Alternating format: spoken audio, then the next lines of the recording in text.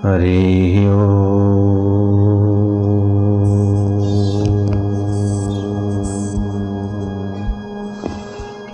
हरि ओम।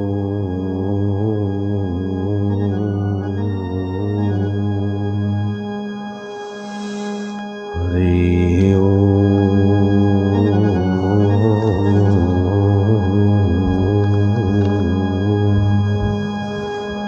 नास्ति विद्या समं चक्षुर्नास्ति विद्या समं चक्षुः नास्ति ध्यान समं तपः नास्ति ध्यान समं तपः न तृष्णया परो व्याधि न तृष्णया परो व्याधि नास्ति त्याग समं सुखम नास्ति त्याग समं सुखम्। विद्या के समान कोई चक्षु नहीं है और विद्या 3 प्रकार की होती है। एक स्कूल कॉलेजों में जो विद्या हम पढ़ते हैं ऐहिक विद्या, दूसरी उन विद्याओं में निखार लाने वाली योग विद्या, और तीसरी सारी विद्याओं का उद्गम स्थान आत्मविद्या। ऐहिक विद्या, योग विद्या और आत्मिक विद्या। ऐहिक विद्या ऐहिक जगत का परिचय देती है, ऐहिक जगत की वस्तुओं का परिमार्जन परिवर्धन कराकर उनका उपयोग करने की कला देती है। लेकिन ऐहिक विद्या के साथ अगर आत्मिक विद्या या योग विद्या नहीं है तो आदमी का जीवन रोबोट जैसा हो जाता है, कल कारखाने पुर्जे जैसा जीवन हो जाता है, असंतुष्ट जीवन रहता है। ऐहिक विद्या के साथ प्राचीन काल में योग विद्या और आत्मिक विद्या का मिश्रण होता था। यही कारण है कि एक कमाता था और 100 खाते थे, बड़े संतोष से सुख से जीते थे। अभी ऐहिक विद्या ने ऐहिक जगत की तो खबरें दी, लेकिन मानव को इतना संकीर्ण कर दिया, इतना स्वार्थी कर दिया कि भाई भाई की टांग खींच लेता है, पड़ोसी पड़ोसी का शोषण कर लेता है, पुत्र पिता की भरण पोषण की सेवा करने से कतराता है। पहले एक कमाता था 100 खाते थे, अभी लेडी भी कमाती है, लेडा भी कमाता है तो भी परेशानी नहीं जाती। आत्मविद्या के अभाव में मानव अपने खून से अपने ही पसीने के पैसों से बम पर बम बनाता जाता है। धरती पर जितने आदमी हैं वे फिर से मर सके, 7 बार मर सके, उतने विनाशकारी बम बने पड़े हैं, फिर भी और बनाए जा रहा है। क्यों? कि स्वार्थ हमेशा अंधा होता है और प्रेम हमेशा आँख वाला होता है। आज का मानव बंदूक पर हाथ रखकर, बम यहाँ कपट पर का सहारा लेकर दूसरों का शोषित करके ऐश आराम करके सुख की जिंदगी के सपने देखता है।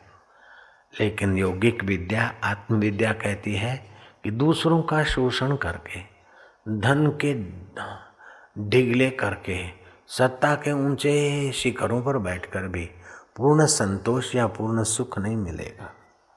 योग विद्या और आत्मविद्या के धनी संत कहते हैं, पूरा प्रभु आराधिया पूरा जाका नाम, नानक पूरा पाइए पूरे के गुण गाओ।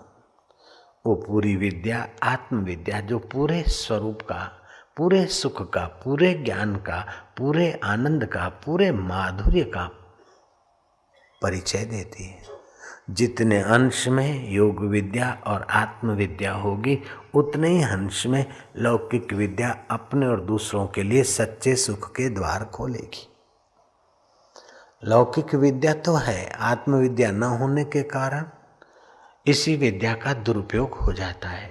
लौकिक विद्या अच्छी है, सराहनीय है, लेकिन जब लौकिक विद्या अकेली रह जाती है, अंधा स्वार्थ हावी हो जाता है उस पर, तो जैसे जली हुई मशाल बंदर के हाथ देनी, खतरे से खाली नहीं, ऐसे ही लौकिक विद्या समाज रूपी घर को जलाने में खतरे से खाली नहीं। बड़े बड़े बम ब्लास्टिंग, बड़े बड़े अनर्थ पढ़े लिखे लोग ही तो करते हैं। अनपढ़ आदमी इतनी संसार की व्यापक सेवा नहीं कर सकता है जितना पढ़ा लिखा कर सकता है। लेकिन पढ़ा हुआ व्यक्ति के जीवन में अगर योग विद्या या आत्मविद्या का संपुट नहीं है तो पढ़ा हुआ आदमी जितना नरसंहार कर सकता है, करता है, करवाता है, उतना अनपढ़ आदमी शोषण नहीं करता। तो लौकिक विद्या के साथ साथ आत्मिक विद्या का प्रसाद भारत में जब पूर्ण रूप से बढ़ता था तो लोग बड़े सुखी रहते थे। घर में ताले तक नहीं लगाए जाते थे। लोग सोने के बर्तनों में भोजन करते थे। युधिष्ठिर के जमाने में एक किसान ने खेत बेचा, दूसरे ने खरीदा। खेत में हल चलाते चरू निकली, देग निकली, उसमें सोने की अशर्फियाँ, चांदी के रुपए और हीरे जवाहरात पड़े थे। जिस किसान ने खेत खरीदा वो किसान गया उस मालिक के पास कि तेरे खेत के मैंने पैसे दिए, इसमें सोने का और हीरे जवाहरात का ढेर पड़ा है, वो मेरा नहीं, तुम ले लो। वो बोलता है मैंने खेत बेचा, खेत में से चाहे सोना निकले चाहे कंकड़ निकले तुम्हारे। खरीदार कहता है मैंने खेत के ही पैसे दिए हैं, स्वर्ण के नहीं दिए, तुम ले लो। और बेचने वाला कहता है नहीं, ये तुम्हारी चीज है। दोनों युधिष्ठिर के पास आते हैं। दोनों युधिष्ठिर के पास आते हैं। तो आज का कोई राजा होता तो कहता कि नहीं, खरीदने वाले का भी नहीं, बेचने वाले का भी नहीं, माल सरकारी हो गया, असंजा हो गया। लेकिन युधिष्ठिर क्या कहते हैं? युधिष्ठिर को भी आत्मविद्या, योग विद्या है। युधिष्ठिर कहते हैं ठीक है, खरीदने वाला कहता है मेरा नहीं है, बेचने वाला बोलता है मेरा नहीं है, लेकिन सच बताओ कि तुम्हारे बेटा कितनी उम्र का है? तुम्हारे यहाँ बेटी है कि बेटा है? दोनों के कुटुंब का एक बेटी और एक बेटा, दोनों का विवाह कराकर वो धन उनको अर्पण करवा दिया। कैसा है आत्मविद्या का राजा? अभी तो केवल कल्पना करनी रही और उन महापुरुषों के नाम की तालियां बजाना ही रहा, जयराम जी के। तो आत्मविद्या, ऐहिक विद्या जिनके जीवन में है वे तो तृप्त रहते हैं, दूसरे का हक छीनते नहीं और अपने हक में आसक्त नहीं होते। दूसरे का हक छीनते नहीं, अपने हक में आसक्त नहीं होते और अपने हक की कम वस्तु है तो दुखी नहीं होते, क्योंकि आत्मविद्या और योग विद्या से अपने आप में वे तृप्त रहते हैं। तो जीवन की पूर्णता इस विद्या से है। कौन सी विद्या? ऐहिक विद्या, योग विद्या और आत्मविद्या। ऋषि कुल में ऐहिक विद्या अध्ययन करते करते शागिर्द ने प्रश्न किया कि गुरुदेव और भी कुछ विद्या है? बोले हाँ बेटा, ऐहिक विद्या के साथ हमने तुमको आंशिक योग विद्या दी। आंशिक आत्मविद्या हमने कभी कभार सुनाई, लेकिन पूर्ण जीवन, जीवात्मा से परमात्मा होने तक की यात्रा तो योग विद्या और आत्मविद्या से होती है। पेट पालने की विद्या तो बेटा स्कूल में न भी पढ़े तो भी मच्छर पेट भर लेंदा है। घोड़ा, गधा, कुत्ता, बिल्ला पेट भर लेते हैं। मच्छर को कोई स्कूल कॉलेज में जाते हुए मैंने नहीं देखा। तुमने देखा है क्या? खटमल किसी स्कूल कॉलेज में नहीं गया, फिर भी वो पेट तो भर लेते हैं। और मच्छर को भी पता है कि कहाँ रहना और कहाँ से किनारा करना। मच्छर मेरी दाढ़ी पे कभी नहीं बैठता है। वो कहीं ट्रेनिंग नहीं लेने गया कि बाबा की दाढ़ी पर बोरिंग नहीं होता है। उतना तो मच्छर भी जानता है कि बाबा के गाल पर बैठ जाता है, हाथ पे बैठ जाता है, ललाट पे बैठ जाता है। मेरी दाढ़ी पे मच्छर आज तक नहीं बैठा। मैंने कोशिश करके मच्छरों को दाढ़ी नज़दीक दिया, लेकिन नहीं बैठे तो नहीं बैठे। मैंने बहुत ट्राई किया। होलसेल में मच्छर रहते, वहाँ खूब मच्छर, राजकोट में भरमार मच्छरों की, सारे अंग पे बैठते जहाँ उनके काम की चीज होती है। दाढ़ी पे कभी नहीं बैठा। मैंने घुमा घुमा के भाई जरा सा तो बैठ, कसम खाने तक तो बैठ भाई, बोरिंग न कर, बैठ तो सही। लेकिन इतनी अक्ल तो उस मच्छर को भी है कि बाबा की दाढ़ी पे क्या मिलेगा। तो पेट भरने की विद्या तो प्रकृति ने जीव मात्र को ऐसे ही दे दी। लेकिन ऐसी ऐहिक विद्या पढ़कर भी मनुष्य ने केवल पेट ही पाला तो क्या किया। पेट तो पशु भी भर लेता है, बच्चों का पेट तो पक्षी भी बच्चों की चोंच में रख लेते हैं, घरौंदे तो पक्षी भी बना लेते हैं। मनुष्य ने घर बना लिया, बच्चों का पेट भर लिया तो कोई बड़ी बात नहीं। अपना और बच्चों का दिल भर ले, दिल भर के आनंद से, दिल भर के सामर्थ्य से, दिल भर के ज्ञान से अपने और अपने परिवार का दिल भर ले, वही तो मनुष्य है।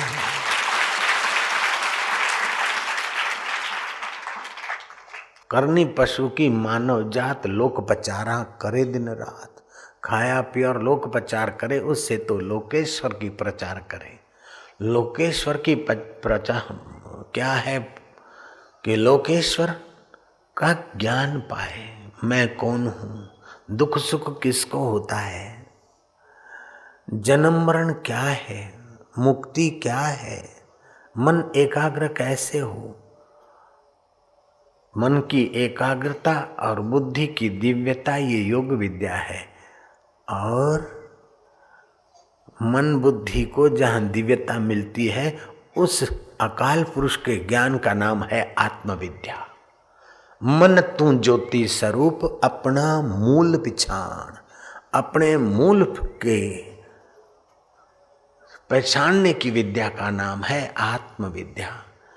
आत्मविद्या अगर थोड़ी भी है तो बड़े बड़े दुखों से, बड़े बड़े उतार और चढ़ावों के दबाव से आदमी आराम से निकल जाता है। एक विद्या है, लेकिन आत्मविद्या का स्वाद नहीं चखा तो जरा सा सुख आएगा आदमी बढ़ जाएगा अहंकार में, जरा सा सफलता आई तो होमी रोग घुस जाएगा, जरा सा विफलता आई तो विषाद की खाई में गिर पड़ेगा। लेकिन आत्मविद्या होगी तो सुख सपना दुख बुलबुला, दोनों दुख बुलबुला, दोनों है मेहमान, दोनों है मेहमान, दोनों बीतन दीजिए, दोनों बीतन दीजिए, सो हमको पहचान, सो हमको पहचान।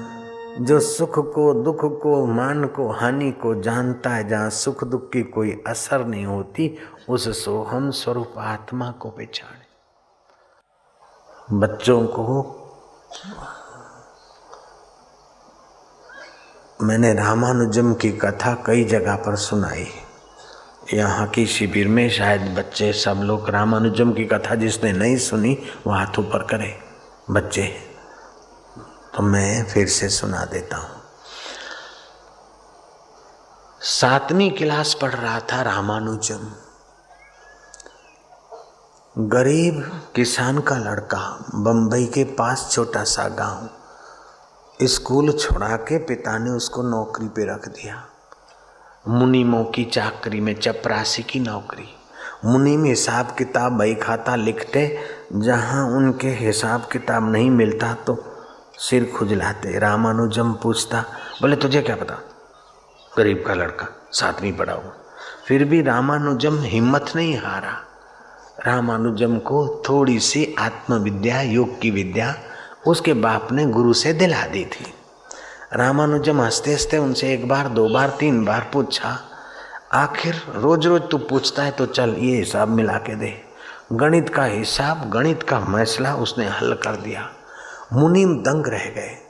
अब तो 8-10 मुनीमों में जहाँ भी कहीं हिसाब नहीं जमता है, जमा उधार के अंक नहीं मिलते, रामानुजम जरा आइयो, रामानुजम करके दे दे। लोगों ने बताया कि तेरे पास ऐसा जादू, मिस्टर हार्डी गणित जगत के बड़े जानकार हैं, तू अपनी योग्यता उनको लिख के भेज। रामानुजम ने योग्यता के साथ गणित के नमूने लिख के भेज दिए। मिस्टर हार्डी ने 7वीं पढ़े हुए किसान के लड़के को बुला लिया यूरोप में। तमाम प्रकार के गणित के अंक पूछे, गणित के नमूने पूछे और रामानुजम ने फटाक से जवाब दे दिया। विश्वविख्यात गणित में हार्डी दंग रह गया। उन्होंने कॉन्फ्रेंस की बड़े बड़े मनोवैज्ञानिक, बड़े बड़े गणित के वेताओं को बुलाया कि रामानुजम के पास क्या है, ये हिंदुस्तान का 7वीं पढ़ा हुआ लड़का इतना गणित में आगे कि मैं भी कुछ नहीं इसके आगे। मनोवैज्ञानिक देखते रहे कि रामानुजम उत्तर कहाँ से लाता है। बोर्ड पर प्रश्न लिखा जाता था और रामानुजम प्रश्न पढ़ते समय बस प्रश्न ही हो जाता था। एक टक देखता बोर्ड पर, आंख की पुतली न हिले, आंख की पलकें भी गिरे न गिरे। इतना योग विद्या का उसका अभ्यास कि ऐसा एकाग्र कि प्रश्न पढ़ते पढ़ते बस प्रश्न पी जाता है और क्षण भर योग की ऊंचाई में गोता मारता है, फटाक से जवाब देता है। पिता ने किसी गुरु से दीक्षा दिलाई थी और रामानुजम रोज थोड़ा बहुत ध्यान करता था और उसका तीसरा नेत्र खुल गया था। ऐहिक विद्या में योग विद्या बड़ी मदद करती है। रामानुजम की इस ऐहिक विद्या में चमत्कारिता का प्रभाव योग विद्या से था। रामानुजम एक बार एक्सीडेंट में 2 फ्रैक्चर हो गए, रोड क्रॉस कर रहे थे, अस्पताल में लिवाया गया, पाटापट्टी हो रहे थे। डॉक्टरों ने कहा कि रामानुजम तेरे को तो भयंकर चोट लगी, तू तो बहुत सीरियस है। रामानुजम ने कहा मैं सीरियस नहीं हूँ, ये शरीर सीरियस है। मैं बीमार नहीं हूँ, शरीर बीमार है। मुझे चोट नहीं लगी, शरीर को चोट लगी और मन को दुख होता है। मैं उसको देखने वाला साक्षी आत्मा हूँ।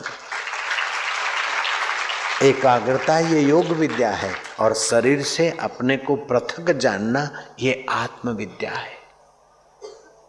गुरवाणी ने कहा मन तू ज्योति स्वरूप अपना मूल पिछान। काला और गोरा चमड़ा होता है, मोटा और पतला शरीर होता है, नाटा और लंबा हड्डपिंजर होता है। हम अमेरिका से लौटे तो लोगों ने बोला बापूजी मोटे हो गए। यूरोप से लौटे लोगों ने कहा बापूजी बहुत गोरे गोरे हो गए। हम अफ्रीका से लौटे, बोले बापूजी काले काले हो गए आए। हम हिमालय से लौटे तो बोले बापूजी थोड़े पतले और ज़्यादा गोरे हो के आए। गोरा भी चमड़ा हुआ और काला भी चमड़ा हुआ, पतला मांस हुआ और मोटा भी मांस हुआ। हम तो वही के वही, लेकिन हम अपने को नहीं जानते हैं। हाड़ मांस बदलता है तो अपने को बदला हुआ मानते हैं। श्री कृष्ण सुबह नींद में से उठते, बैठ जाते बिस्तर पे, उस आत्मविद्या का रसपान करते कि माया और माया के कार्य मैं नहीं हूँ, मैं तो सच्चिदानंद साक्षी ब्रह्म परमात्मा हूँ। इतनी गौएं दान करूंगा, 1300 और कुछ गाय रोज दान करते थे। और फिर स्नान आदि करते, स्नान आदि करके अपना मुंह गाय के घी से भरा कटोरे में अपना मुंह देखते। सुबह सुबह घी का दर्शन करना, घी में अपना मुंह देखना, वो प्रसन्नता का और उन्नति का कारण माना जाता है। तुमको भी मौका मिले गाय का घी पड़ा रहे घर में तो रोज उस कटोरे को सुबह सुबह देख लिया करना। जयराम जी की कटोरा कांसे का हो, चांदी का हो तो अच्छा है, नहीं तो फिर स्टील का जो भी बर्तन। पंजाबी कटोरे तो अभी भी मशहूर हैं। देख ले सारा मुंह देख के, ऐसा नहीं स्टील की कटोरी और पंजाबी कटोरा है, बादशाही कटोरा है। कटोरे में, गाय के कटोरे में घी रखा रहे।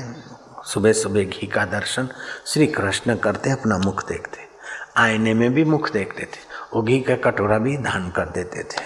आप लोगों को मैं ये नहीं कहता तुम दान कर दो, हाँ, करना हो तो मैं मना भी नहीं करता हूँ। नारायण हरि नारायण हरि।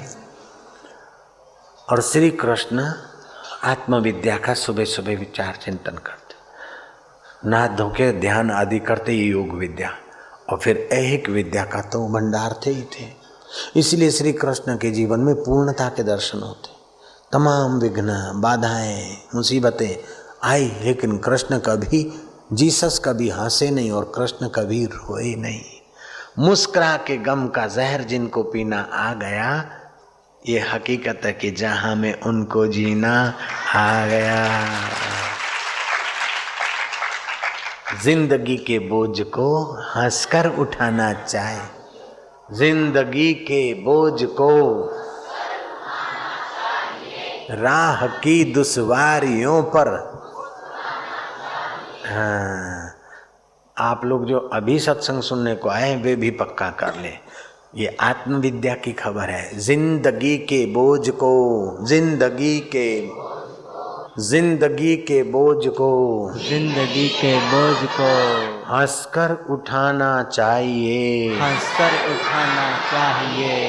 राह की दुश्वारियों पे, राह की दुश्वारियों पे, राह की दुश्वारियों पे, राह की दुश्वारियों पर मुस्कुराना चाहिए, मुस्कुराना चाहिए। जिंदगी के बोझ को। जिंदगी के बोझ को और लिखना चाहो तो लिख लो भरा की वेख दे, ओ काम आने दी गल है। जिंदगी के बोझ को, जिंदगी के बोझ को हंसकर उठाना चाहिए, हंसकर उठाना चाहिए। राह की दुश्वारियों पे, राह की दुश्वारियों पे मुस्कुराना चाहिए। मुस्कुराना चाहिए। तो रामानुजम का ऑपरेशन हो रहा है। रामानुजम कहता है कि पीड़ा मुझे नहीं होती, पीड़ा शरीर को होती है। वो पीड़ा के वक्त भी आत्मविद्या काम देती है। जैसे बीमार व्यक्ति दवाई ले तो दवाई जो भी फक्के जो भी दवाई लेता है उस दवाई पे नज़र डाले और 21 बार मंत्र पढ़ के वो दवाई पे देखे तो दवाई ज़्यादा असर करेगी। चाहे कोई भी बीमारी हो, कोई भी दवा लेता हो, खाता हो, तो दवा पर नज़र डाले। ओम नमो नारायणाय, ओम नमो नारायण, ओम नमो नारायण। रात को नींद नहीं आती हो तो योग विद्या कहती है कि 10-15 मिनट हरे नमः हरे नमः हरे नमः जप करें, अच्छी नींद आएगी। अगर बच्चे को नींद नहीं आती और बच्चा तो मासूम है, वो कैसे हरे नमः जपेगा? तो बोले उसके सिराने पे फटकड़ी रख दो, अपने आप उसको नींद आएगी, उसके बाप को भी आएगी। जयराम जी बोलना पड़ेगा। नारायण हरि नारायण हरि नारायण हरि। रामानुजम का एक्सीडेंट हो गया ये सुनकर मिस्टर हार्डी को दूसरे दिन जब पता चला वो गाड़ी भगा के आता।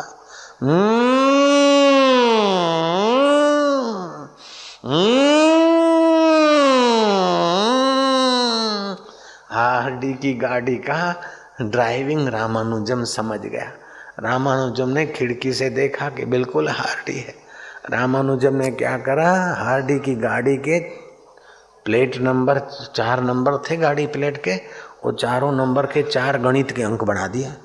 हार्डी पूछता पाछता इंक्वायरी से जब कमरे में पहुंचा तो रामानुजम ने उठाकर ये दिखा दिया, और ले तुम्हारी गाड़ी के 4 नंबर, ये 4 गणित के नमूने देख ले भाई।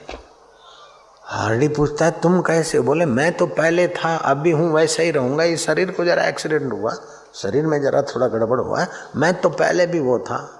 ये आगे आत्मविद्या, आद सत्य, जुगात सत्य, है भी सत्य, हो से भी सत्य, ये आत्मविद्या है।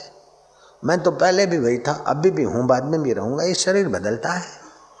कितना फायदा मिलता है मुसीबतों के समय, मुसीबतों से पार होने की आत्मविद्या कितना साथ देती। पद पद पे आत्मविद्या का सदुपयोग हुए, आदमी का मंगल हो जाए। जब आत्मविद्या पढ़ेगा तो सुनेगा, तभी तो उसका उपयोग करेगा। योग विद्या का अभ्यास करेगा तभी तो उसका सामर्थ्य पाएगा। तो देश को क्या, विश्व मानव को ऐहिक विद्या की जितनी जरूरत है उससे ज्यादा योग विद्या, आत्मविद्या की जरूरत है। नानक देव, कबीर साहब, रामकृष्ण, तुकाराम महाराज, इन्होंने ऐहिक विद्या ज़्यादा नहीं पढ़ी थी, लेकिन योग विद्या और आत्मविद्या का धन था। वो समय भी सुखी थे और दूसरों को सुख बांटते थे। अभी भी उनके वचन दूसरों को सुख देते हैं और ज्ञान देते हैं। नानक जी के वचन अभी भी हजारों नहीं लाखों लाखों सिखों को, सिंधी भाइयों को, पंजाबियों को, और हमारे जैसे लोग जब गुरु नानक की वाणी बोलते हैं तो इतर भाइयों को भी ज्ञान मिलता है। कुछ लोग बोलते बाबा जी आप तो गुरु ग्रंथ साहिब का खूब प्रचार करते। अब मैं प्रचार क्या करता हूँ, मैं तो सच्चाई है, प्रसाद है वो बांटता हूँ। जयराम जी की सिख लोग बोलते बाबा जी तो हमारे बाबा जी हैं, या हमारे बाबा जी गुरु ग्रंथ साहिब की महिमा बताते दुनिया भर में, हमारे बाबा है। सिंधी बोलते हमारे, गुजराती बोले आपड़ा बापू छे, मराठी बोलते आमचे बाबा है। हम तुकाराम की बात करते। तुकाराम महाराज स्कूली विद्या में बिल्कुल नहीं के बराबर पढ़े थे, फिर भी तुकाराम महाराज के अभंग अभी भी महाराष्ट्र की यूनिवर्सिटी के एमए के पाठ्य पुस्तक में पढ़ाए जाते हैं।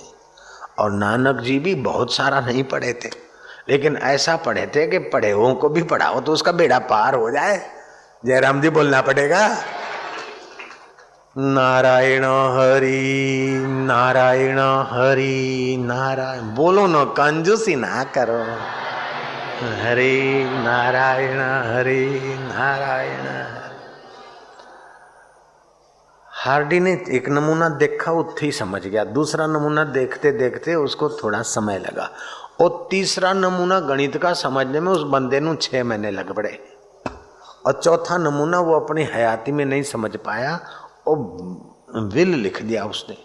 मैं ये नमूना नहीं समझ पाया हूँ, लेकिन भारत के उस रामानुजम का ये चौथा नमूना है, जरूर सही होगा। मैं नहीं समझ पाता हूँ, पीछे के गणितवेता इस पर ध्यान दें। रामानुजम का नमूना हार्डी जीते जी नहीं समझ सका, उसका विल से फिर 12 साल के बाद रामानुजम का बताया हुआ नमूना सच्चा साबित हुआ।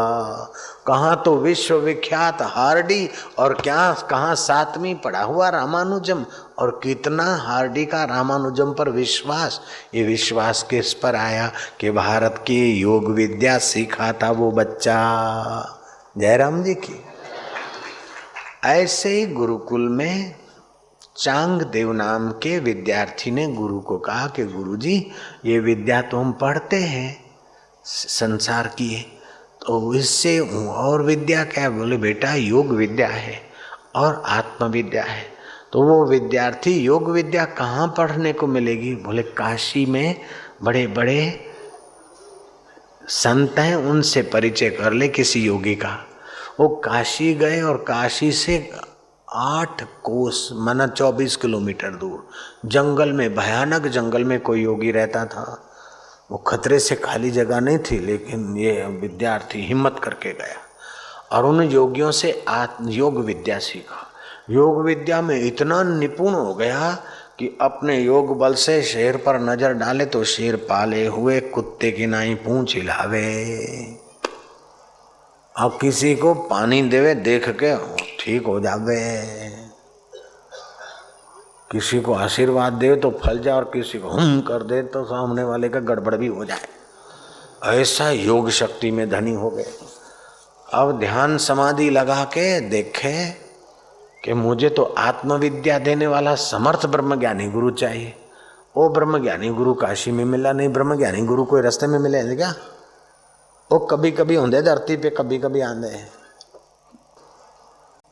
जैसे चिंतामणि जहाँ कहाँ नहीं मिलती है, कामधेनु गाय जहाँ तहाँ नहीं मिलती है, कल्पवृक्ष जहाँ तहाँ नहीं मिलता, कोहिनूर हीरो जहाँ तहाँ नहीं मिलता, ऐसे कोहिनूर के भी कोहिनूर ब्रह्म ज्ञानी महापुरुष जहाँ तहाँ नहीं मिल रहे।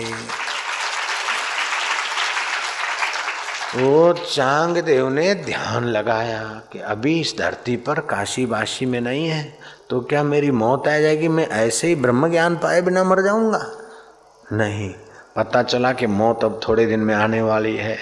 और मौत के 2-5 दिन पहले ही उन्होंने समाधि लगा के अपने प्राण योग विद्या से ऊपर पा दिए, रख दिए। जैसे फांसी का समय वक्त चला जाता है तो फिर मुजरिम को फांसी नहीं मिलती, ऐसे मृत्यु का समय चला जाए तो प्रकृति फिर उसकी मौत नहीं करती, फिर उतना आयु रिन्यू हो जाता है। ऐसे करते करते जब भी मौत आए तो योग विद्या के बल से प्राण 10वें द्वार चढ़ा दिए। मौत चली गई। 5 दिन के बाद समाधि खोली, 100 साल आयुष्य बढ़ गई। फिर देखा कि और 100 साल, ऐसे करते करते 13 बार मौत को धकेल दिया। 1400 साल के हो गए। कितने साल के हो गए? 1400 साल, 1400 साल। उन दिनों में पूना में, आनंदी इलाका है पूना से 40-50 किलोमीटर दूर, आनंदी में ज्ञानेश्वर महाराज का प्रागट्य हुआ और उनके यश का कुछ शब्द चांगदेव ने सुना। तो चांगदेव ने उनको चिट्ठी लिखा कि अब मैं आपसे ब्रह्म ज्ञान पाने को आना चाहता हूँ। लेकिन चिट्ठी लिखे तो क्या लिखूँ, वो तो अभी बच्चा है, 22 साल के है, और मैं हूँ 1400 साल का, परम पूज्य कैसे लिखूँ? और बेटा कैसे लिखूं? उनसे तो ब्रह्म ज्ञान पढ़ना है, बेटा कैसे बोलूंगा? ब्रह्म ज्ञानी तो बाबा का बाबा होता है। तो क्या लिखूं, कैसे संबोधन करूं? ये सोच सोच में उन्होंने कोरा कागज लिफाफे में डाल के कासिद को दे दिया। ज्ञानेश्वर के पास जब कोरा कागज गया, चांगदेव समझते ये तो ब्रह्म ज्ञानी, मेरे दिल की बात समझ जाएंगे। तो कोरा कागज देख के ज्ञानेश्वर ने अपनी बहन मुक्ताबाई को बताया। तो मुक्ताबाई ने कहा कि आत्मविद्या के बिना 1400 साल का अभी कोरे का कोरा है। भले गंदा कागज नहीं, लेकिन कागज कोरा है। वो ब्रह्म ज्ञान का प्रसादा अभी इसने नहीं पाया। चेलों से सलाह किया तो उसने कहा कि ऐसे चलो कि आप शेर पर बैठ के चलो और सांप का तो सोटा बना लो। शेर पर बैठे, सांप का सोटा बनाया। चलते चलते आनंदी के करीब पहुंचे और संदेशा भेजा कि राजाधिराज महाराज 1000 शिष्यों के साथ शेर पर सवार होकर सांप का चाबुक बनाकर आपके दर्शन को आ रहे हैं, तो आप महाराज उनका स्वागत करिए। उन्हीं के चेलों ने कहा, ज्ञानेश्वर को, चांगदेव के चेलों ने कहा। ज्ञानेश्वर ने अपनी बहन को बताया, बोले ये अपना योग बल दिखाता है तो ज्ञानियों के पास भी कुछ कोई कमी कोई होती है। जिस चबूतरे पे बैठे थे, ज्ञानेश्वर महाराज ने चबूतरे को कहा कि भाई वो तो शेर को चला कर आ रहा है, तो बेटा तू ही चल। वो चबूतरा चढ़ने लग गया। जब ज्ञानेश्वर महाराज की जैसे बलि ने इनकार किया और पहाड़ की चट्टान गिराई, बाबा ने यूं कर दिया, तैसे इस बाबा ने यूं कर दिया। ऐसे मेरे गुरुदेव ने नीम के पेड़ को चला दिया, लीलाशाह बापू ने। तभी से मुसलमान बोलने लगे, आप लीलाशाह, लीलाराम नहीं हो, लीलाशाह हो, हम आपको भी गुरु मानते, आपके मुरीद हैं। तो योग विद्या में बल है और आत्म विद्या में आत्मा परमात्मा की वास्तविक मैं की पहचान की शक्ति है। ऐहिक विद्या में प्राकृतिक वस्तुओं को पहचानने की कला है, योग विद्या में मन बुद्धि को दिव्य बनाने की कला है, और आत्म विद्या में अखिल ब्रह्मांड नायक परमेश्वर तत्व का साक्षात्कार कराने का सामर्थ्य है। चांगदेव महाराज ने जब देखा कि ये तो चबूतरे पे चल कर आए, तो उनका अहंकार घटा और उन्होंने ज्ञानेश्वर महाराज को प्रणाम किया। बोले महाराज मेरे को आत्मविद्या चाहिए। महाराज ने कहा आत्मविद्या लेनी है तो दक्षिणा देनी पड़ेगी। बोले महाराज हुक्म फरमाओ। बोले 1 शीश दक्षिणा दे दो। प्रेम प्रेम सबको कहे, प्रेम का मर्म न जाने कोई। प्रेम सुराई सो पिए, जो शीश दक्षिणा देत, लोभी शीश न दे सके, नाम प्रेम का लेत। मुझे अकाल पुरुष का दीदार कराओ, ये कराओ, तो जरा दक्षिणा रखो, सिर दक्षिणा में दे। बोले महाराज कितने सिर? मेरे तो 1000 चले हैं, सब सिर देने को कुर्बान है। बोले 1 ही शीश चढ़ा दे, अभी भोजन करो, शाम को आना, 1 शीश अर्पण करना। चेलों को बताया कि मैं 1 सिर दक्षिणा में दूंगा, मेरे को ब्रह्म ज्ञान मिलेगा, मैं सारा उन्होंने ब्रह्म ज्ञान करा दूंगा, मेरे को 1 शीश को दे दे। वो बोले मैं बैठा हूँ, बोले मैं बैठा हूँ, बोले मैं बैठा हूँ। वो छाती सब ठोकते रहे, खा पी के आराम करना था, एक एक होके खिसक गए, शायद मेरा वारा ना आवे। वो बोले कहीं मेरा वारा ना आ जाए। सारे के सारे भाग गए, जो ज्ञानेश्वर के चरणों में गए। बोले महाराज, बोले जगत ऐसा ही है, ये करते हैं, लेकिन वक्त मौके पे तो मौत के समय भी कोई अपना नहीं, ईश्वर के सिवाय। मुझे शीश नहीं चाहिए। शीश क्या? अपना अहम। मेरे पास योग की शक्ति है, मेरे पास ये है, ये होमी रोग रूपी शीश अर्पण करना है। चांगदेव ने अपना अहंकार अर्पण किया और ज्ञानेश्वर महाराज ने उनको ब्रह्म ज्ञान का उपदेश दिया। ज्ञानेश्वर का उपदेश सुनते ही चांगदेव महाराज के अंतःकरण में छुपा हुआ वह काल पुरुष का साक्षात्कार हो गया। तीनों विद्या में वे सफल हो गए। जो भगवत कथा सुनने को 4 कदम चल के आते, तो एक एक कदम चलने का उनको एक एक यज्ञ करने का फल होता है।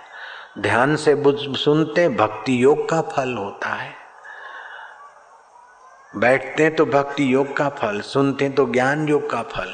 1000 अश्वमेघ यज्ञ कर ले कोई, सैकड़ों वाजपेयी यज्ञ कर ले कोई, लेकिन ब्रह्म ज्ञान की कथा के आगे उनका पुण्य 16वां हिस्सा भी नहीं है। अश्वमेघ 1000, वाजपेयी यज्ञ सैकड़ों कर ले, फिर भी भगवत कथा के आगे उनका पुण्य 16वां हिस्सा भी नहीं है। भागवत में लिखा है अश्वमेघ सहस्त्राणि, अश्वमेघ सहस्त्राणि, वाजपेयी शतानि च, वाजपेयी शुकशास्त्र कथायाश्च, शुकशास्त्र कथायाश्च, कलानाहन्ति षोडशम, कलानाहन्ति षोडशम। 1000 अश्वमेघ यज्ञ, सैकड़ों वाजपेयी यज्ञ कर ले, फिर भी भगवत कथा के आगे उनका पुण्य 16वां हिस्सा भी नहीं है। तो भगवान कृष्ण कहते हैं कि बहुनाम जन्मनाम अन्ते, बहुत जन्मों के बाद ज्ञानवानम माम प्रपद्यते, ज्ञानवान मुझे प्रपन्न होता है। वासुदेव सर्वमिति, सम आत्मा सुदुर्लभ, सर्वत्र वो एक सत्य परमात्मा है, ऐसा ज्ञान देने वाला, ज्ञान पाने वाला महात्मा भी दुर्लभ है। दुर्लभो मानुष्यो देहो, मनुष्य देह दुर्लभ। ऐसा मनुष्य देह फिर क्षणभंगुर है, कब मृत्यु आ जाए कोई पता नहीं। और ऐसे क्षणभंगुर देह में भी भगवान को पाने वाले, दिलाने वाले संतों का मिलना तो बड़ा दुर्लभ है। दुर्लभो मानुषो देहो, दुर्लभो मानुषो देहो, देहिनां क्षणभंगुरः, देहिनां क्षणभंगुरः, तत्रापि दुर्लभं मन्ये, तत्रापि दुर्लभं मन्ये, वैकुंठ प्रियदर्शनम्, वैकुंठ प्रियदर्शनम्। हरि ओम।